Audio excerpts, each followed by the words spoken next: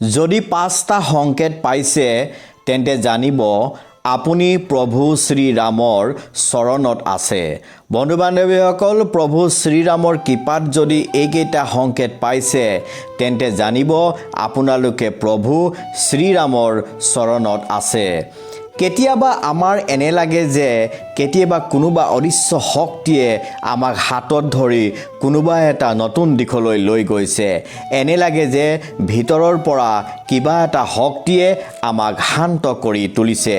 কিছুমান লোকে ইয়াক সময় আৰু পৰিস্থিতিৰ বাবে হোৱা বুলি অনুভৱ কৰে, কিন্তু আচলতে সেইটো নহয়। কিবা এটা শক্তিয়ে যেতিয়া ধনাত্মকভাৱে আমাক ক্ৰিয়া কৰে তেতিয়াই আমাৰ জীৱনলৈ কিছুমান অনুভৱ আহে যাক আমি নিজে নিজে অন্তৰতে অনুভৱ কৰি থাকোঁ। কিন্তু যিসকল ভক্তপ্ৰাণ ব্যক্তি আছে তেওঁলোকে অনুভৱ কৰি আনন্দ পায় যে এয়া প্ৰভু শ্ৰীৰামৰ স্পৰ্শ, ৰামৰ কৰুণা দৃষ্টি। স্বয়ং ভগৱানৰ সঁহাৰি যেতিয়া মানুহৰ জীৱনলৈ আহে তেতিয়া সকলো ফালৰ পৰা হোৱা শুভ লক্ষণসমূহে বুজাই দিয়ে যে এয়া নেদেখাজনৰ দিব্য সংকেত, যি সংকেতে বুজাই যে আমি প্ৰভু শ্ৰীৰামৰ চৰণ কমলত আছোঁ। বন্ধু বান্ধৱীসকল, আহক কেইটামান সংকেতৰ বিষয়ে জানো, যিকেইটা জানিলে বুজিব পাৰিব যে আমি স্বয়ং প্ৰভু ৰামৰ শ্ৰীচৰণ কমলত আছোঁ। প্ৰথমটো সংকেত হ'ল বিনা কাৰণত চঞ্চল মন গভীৰ হৈ পৰা। বন্ধু বান্ধৱীসকল, স্বাভাৱিকতে মানুহৰ মন চঞ্চল হয়। ব্যস্ততাপূৰ্ণ জীৱনত কেতিয়াবা খং, কেতিয়াবা হাঁহি আৰু কেতিয়াবা দুখ অনুভৱৰ বাবে মানুহৰ মন একে নাথাকে। জীৱনৰ কিছুমান পাৰিবাৰিক সমস্যাৰ কাৰণে মানুহৰ মনৰ স্থিৰতা নাথাকে। কিন্তু যেতিয়া মানুহ এনে চঞ্চলতাময় মন থকাৰ পিছতো যেতিয়া মন আধ্যাত্মিক দিশলৈ গতি কৰে আৰু কেতিয়াবা তৎক্ষণাত মানুহৰ মন শান্ত আৰু গম্ভীৰ হৈ পৰে, তেতিয়া জানিব নেদেখাজনৰ এয়া কৃপা। যেতিয়া আমাক ভগৱানে কৃপা কৰে তেতিয়াই আমাৰ মনৰ গতি সলনি হয় আৰু ভগৱানৰ চৰণলৈ নিজকে আত্মসমৰ্পণ কৰি জীৱন যুদ্ধত যুঁজ কৰিবলৈ পুনৰ মন গভীৰ হৈ পৰে। তেতিয়া জানিব এয়া প্ৰভু ৰামৰ চৰণত থকা এটা সংকেত, যি সংকেতে আমাক বুজাই দিয়ে যে আমি প্ৰভু ৰামৰ শ্ৰীচৰণৰ যোগেদি আমাৰ কৰ্মৰ জীৱন আগবঢ়াই লৈ যাব লাগে। দ্বিতীয়টো সংকেত হ'ল নিজৰ ভুলৰ প্ৰতি কৰা অনুশোচনা।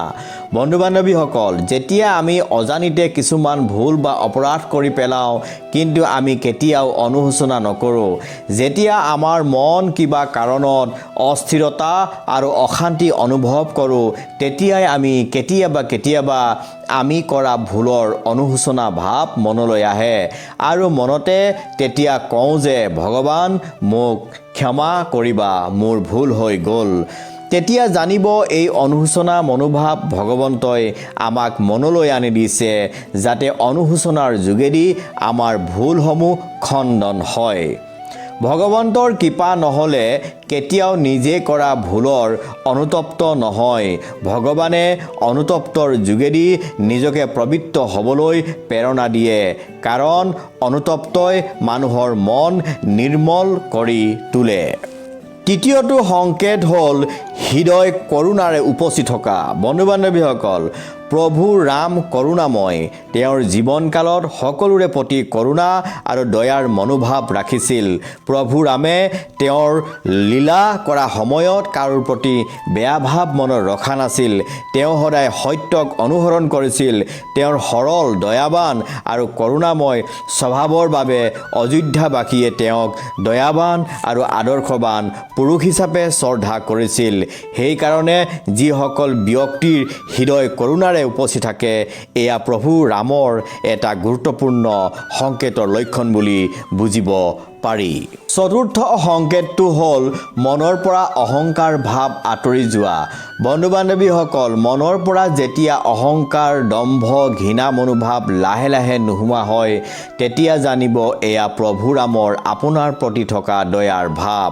কাৰণ যি মানুহে আধ্যাত্মিক দিশৰ প্ৰতি মনোনিৱেশ কৰে, তেনে মানুহৰ প্ৰতি ভগৱন্তই সদায় কৰোণা দৃষ্টিৰে চায় আৰু তেনে ব্যক্তিৰ মনত উৎপত্তি হোৱা অহংকাৰ, দম্ভ আৰু ঘৃণা মনোভাৱ আঁতৰাই হৃদয় পবিত্ৰ কৰি প্ৰভু ৰামৰ চৰণত ঠাই দিয়ে।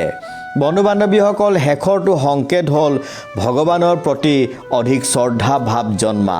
বন্ধু বান্ধৱীসকল, যেতিয়া আমাৰ মন অধিক ভগৱানৰ প্ৰতি আকৰ্ষিত হয়, মনৰ শ্ৰদ্ধা ভাৱ যেতিয়া অধিক হয়, তেতিয়া জানিব প্ৰভু ৰামৰ শ্ৰীচৰণত আমি ঠাই পাইছোঁ। প্ৰভু ৰামৰ কৃপা আৰু কৰোণাৰ অবিহনে ভগৱত প্ৰেম আমাৰ নজন্মে।